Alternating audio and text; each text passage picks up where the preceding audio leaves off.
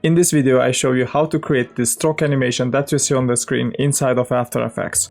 I already created a composition and I have this text here, so we select the text layer and then right click, go to create and choose create masks from text. And this will turn the text layer off and then create a mask out of it. So as you can see, each letter is masked. And now we select this mask layer and then go to effects and presets, type in stroke, and under generate we double click on stroke and apply it here, and we check all masks.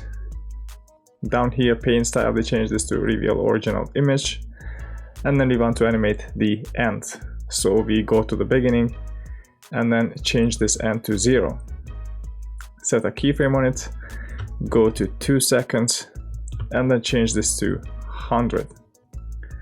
And I'll press U to view the keyframes. Let's have a look at the animation.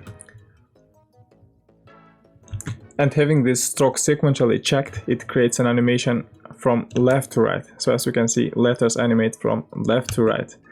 If we uncheck this,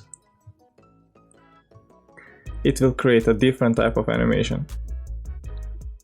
So I think this one looks better. And lastly, we want to give this a fill, so we turn this on, the text layer, we turn it on, and then go to 2 seconds, select the text layer, press T for opacity, and then set a keyframe on it, and we'll press shift page up to move backwards by 10 frames, shift page up again, and then set another keyframe, change this to 0.